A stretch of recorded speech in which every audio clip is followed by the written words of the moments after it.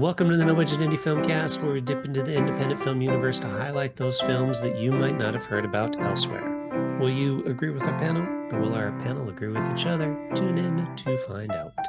I am Milo Dennison, and with me, as always, is Claire Milan Hello. and Cathal Feeney. Hello.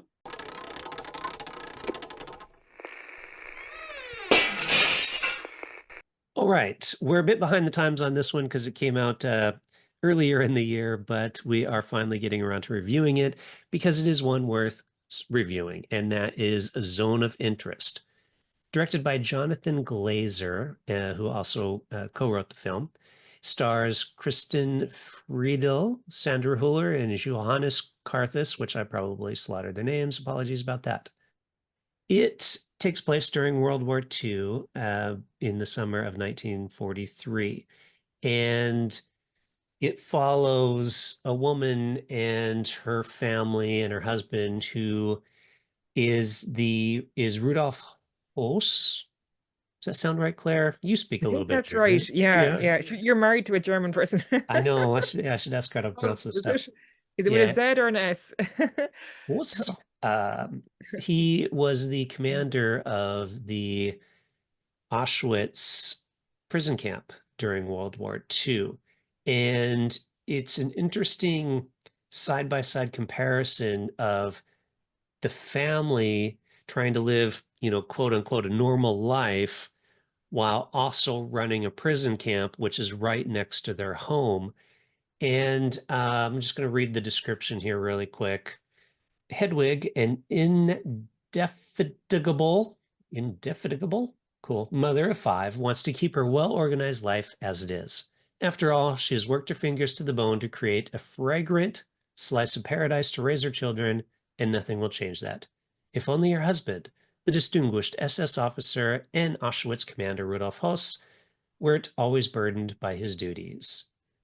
But perfection is a fleeting illusion. As the oblivious life of the commandant's wife unravels in cloudless bliss, Rudolph finds himself swamped with work, saddled with testing new ventilation designs and overseeing the installation of a highly effective Topf and Sons multi-muffle, non-stop incinerating oven system. Basically, this film does a great job of telling the story of the prisoners of the Auschwitz camp without actually seeing any of them or it being involved in any of the atrocities that actually happened. It was nominated for 5 Oscars. It won 2, one of which was for Best Foreign Film. And what Jonathan Glazer does here is he just follows this family that's kind of just trying to ignore what's going on around them, especially the wife and the kids. And then, of course, the husband just looks at this as just like a normal job. It's like I go into work every day. I try to make my prison camp more efficient and kill more people more quickly. And then I go home from work and I have dinner with the wife and kids. And while this is going on, you hear all this constant sound in the background of motorcycles and prison camp noises and gunshots. And just so you're always hearing what's going on in this film. And with the way he shoots it, and he doesn't do a lot of music or anything like that. So the sound design on this is brilliant. And one of the nominations was for sound design, well deserved.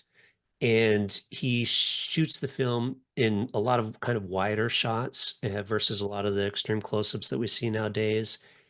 He installed cameras in the house where they film it in so that way it feels more naturalistic, and so the actors aren't like, focusing on the cameras and that kind of stuff.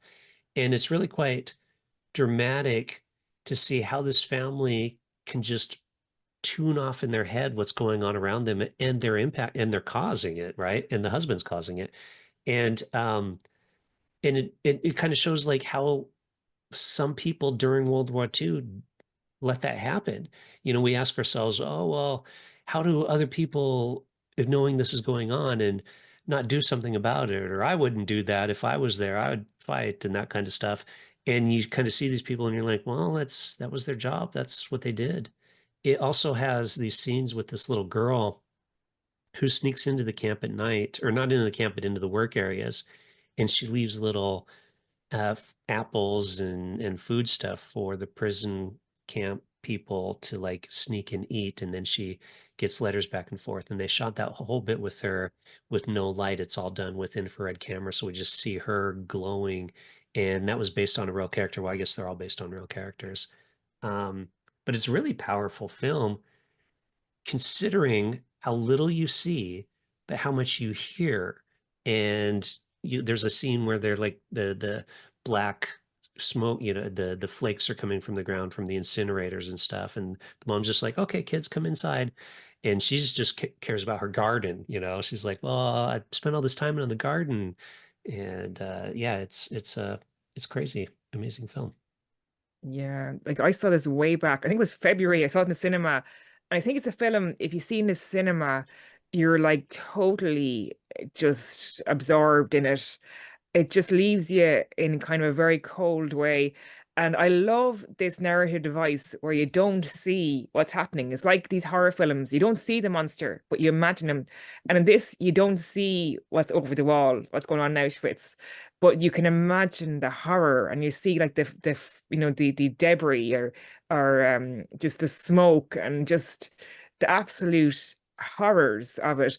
But there's so much I loved about this film, and it left a massive impression with me, like the cinematography, the coloring, the way they filmed it. Because I was looking up behind the scenes and the way they filmed it, and he had the camera set up, and they just walked away, the director and the crew, in another room. So even as the actors, it must have been very strange, but it probably made them more absorbed in the whole situation. And a lot of this can relate to today as well. Like we don't know, you know, well, what's going on in some places, like, or people are getting one view of things and not other views, but I could, after the war, it's all right to look back and say, oh God, why didn't anyone say something? But back then, as you were saying, Milo, they probably didn't realize, or they were too afraid to say. um but the whole normality of everyday life, it and the horrors, it just leaves you cold. And even there's one scene where the little boy is looking at teeth, and he's looking at them closely as if they're kind of like little pebbles, or something, or little toy soldiers, and just yeah, it just left me with a chill. And I won't spoil the ending, but it just it left a huge impression with I think everyone who went to see it. And I have to also say, with the sound design, just again added to the whole horror, the whole, you couldn't, it's crazy. I think at the start there was all these sounds before you saw anything, which was a fascinating opening to a film, especially in a cinema in a dark room. But yeah, it left me cold. And the girl with the apple, she's hiding apples in the mud, and she's kind of shown in an infrared film sense.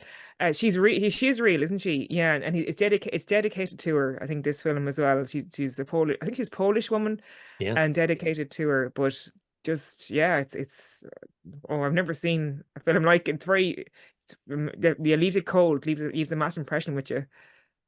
As you say, Milo and Claire, that it's it's the first film to deal with this topic that you don't actually see what's going on, and as a device, it's a very interesting way of doing it. And what I suppose what it does is, to use that, I suppose it's an overused term, in some respects, is the banality of evil. So these people, they're kind of sort of an upwardly mobile middle class family. It's like he's just running a factory. She's the sort of the snobby wife who's starting getting used to her new status, her new comforts, and she doesn't want to give them up. And like the backdrop of Auschwitz, it's there, but she, particularly her, just kind of ignores it. It distances herself from it. And you alluded to it, Claire, like in today's world, we do the same. And I don't think, I think the point of her was that she knew it was happening, but she was desensitized to it. It was convenient for her, but she can just shut herself off, just block it off. I don't care. I'm more concerned about my life. And you could, you could kind of, I don't know, you could sort of you could understand it in a way, or you know, how people, as you said, Milo, could could know this was going on and get on with their own lives, because it's just human nature. We do, you know, we do it today. Now, obviously, like they were kind of, you know, right beside the camp. It was a more extreme version of it, but yeah, as a sort of as a way of looking at it, it was very very, you know, very very powerful, and it shows it that that it it's in us, you know, it's in our human nature to do that. And I thought the mother character, when she came along, she was interesting because uh obviously she knew it was a concentration camp. She was going to see her daughter, but she was turned off by it. But at one stage, she talks about the the neighbors, her Jewish neighbors, how she took their curtains, and I think there was a line like, "God knows what they were up to."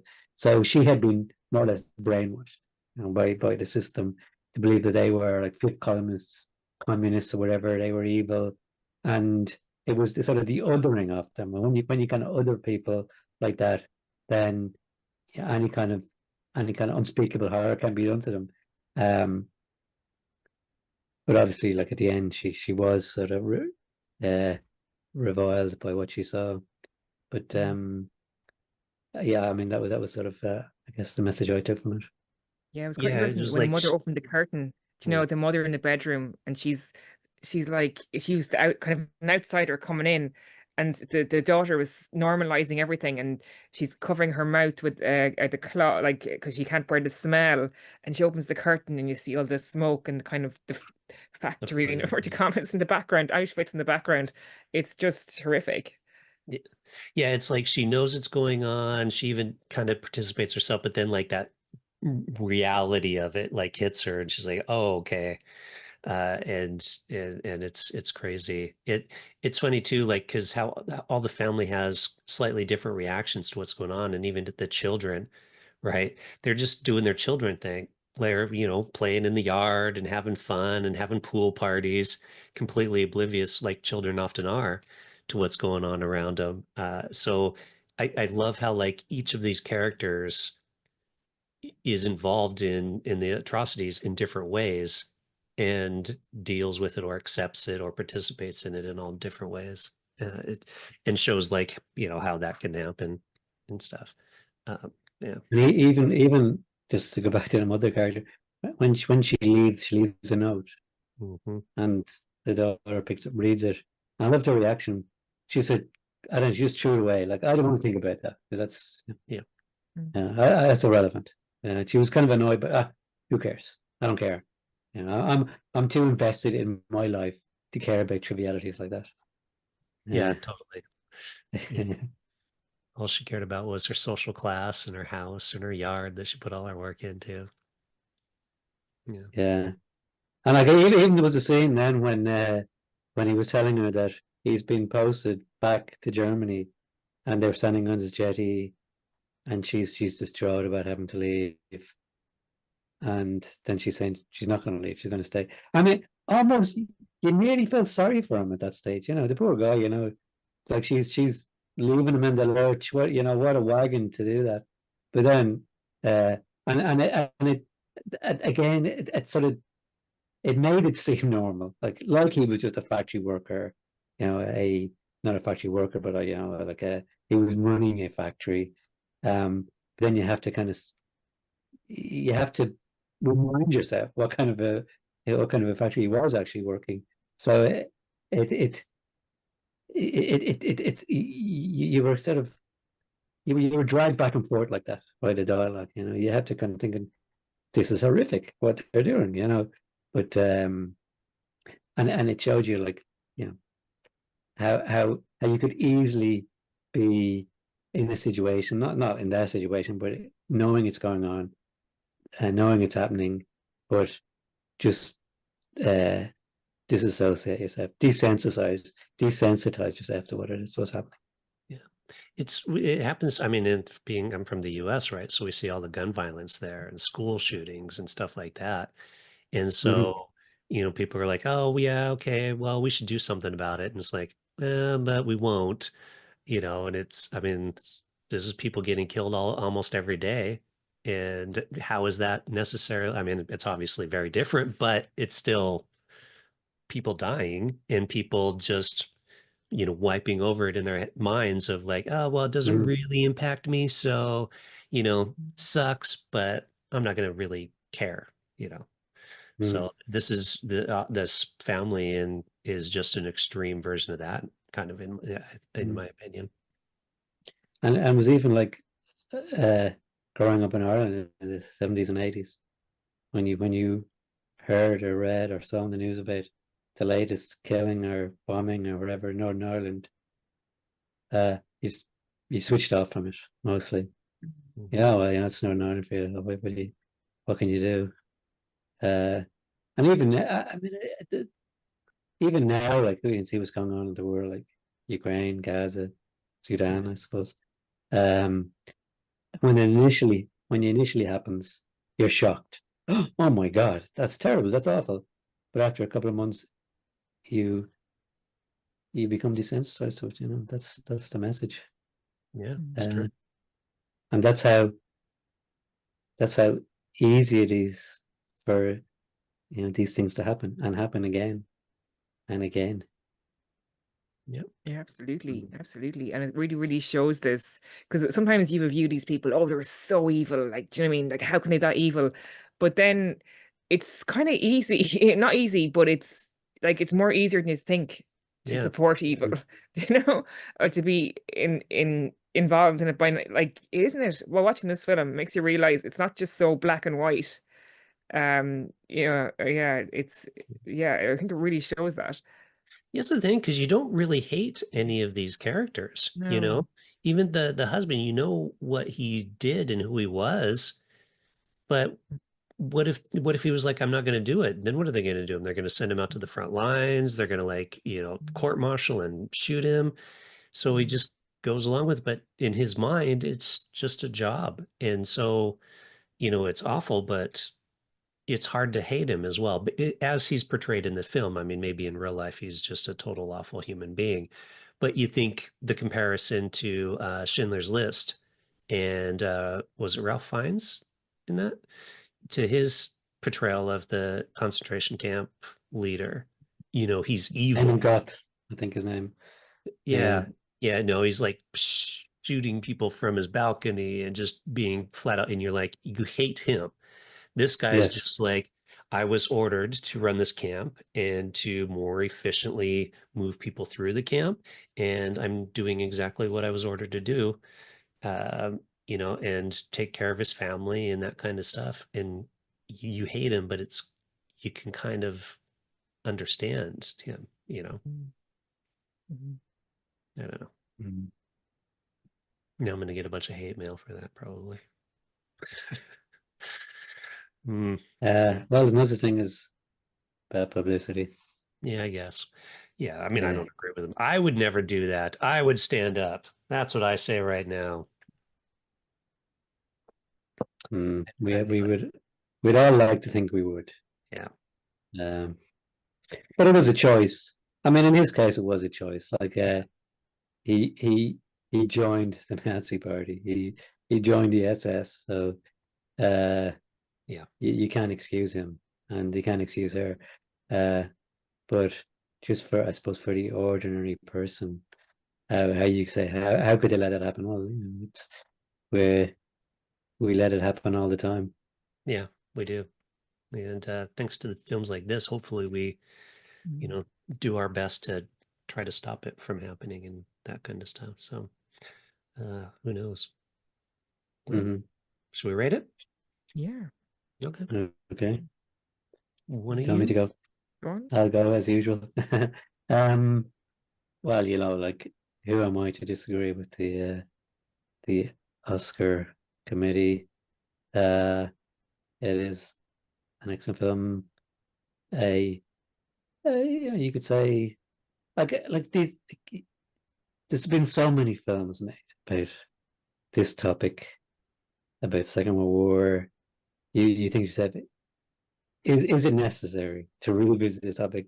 And it is, because you see the rise of the far right, particularly in Germany now, just as we record this, like a couple of days ago, like in Eastern Germany, the neo-Nazis are showing a resurgence. So it's important to remind people again and again, like this is what happened. This is the conclusion, the ultimate conclusion of it, when you start letting this thing creep back again. So it's important to keep reminding people, and this is a very a different take, but a necessary take. And yeah, I'll give it 5 stars. Yeah, I definitely think this film, it's a film that stays with you.